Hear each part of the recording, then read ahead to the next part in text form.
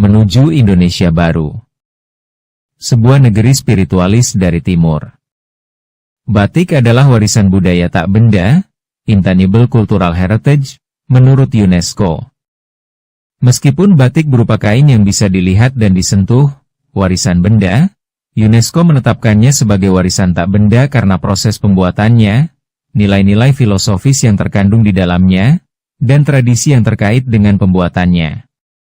Lantas, kita bangsa Indonesia sebagai pewaris batik ini, selanjutnya akan dibuat apa warisan ini?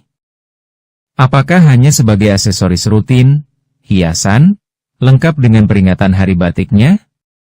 Tentu akan berbeda bila warisan itu berupa uang, emas, permata, intan berlian. Kemungkinan akan mempengaruhi mindset, mau membuat ini itu dengan segala hayalan lain tentunya. Sangat disayangkan sekali bila warisan yang diakui dunia hanya diperlakukan sebatas itu saja. Pakaian adalah wujud simbolis, dan juga mengungkapkan identitas suatu bangsa, minimal suatu golongan tertentu. Dalam dunia spiritual, pakaian kita adalah ragawi, sebuah jasad yang terbentuk dari sebuah proses yang rumit dan sistematis, juga menyimpan hasanah ilmu pengetahuan yang tersembunyi dan harus terus digali kedalaman maknanya. Dengan pakaian ragawi ini kita akan menampilkan segala tingkah laku, perbuatan, kenangan, hingga peninggalan bagi keturunan kita kelak. Batik menyimpan begitu banyak pelajaran di dalamnya.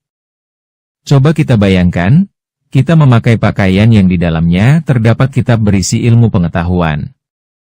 Sebuah kitab semesta terukir di dalam sebuah tenunan kain, di setiap helainya berisi naskah-naskah kehidupan.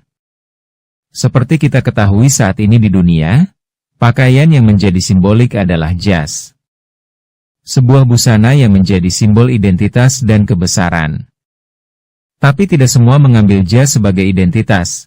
Bila kita lihat para pemimpin dunia berkumpul maka akan terlihat dua ciri yang berbeda yaitu pakaian negara Arab dan pakaian negara India atau Barat nama yang sekarang.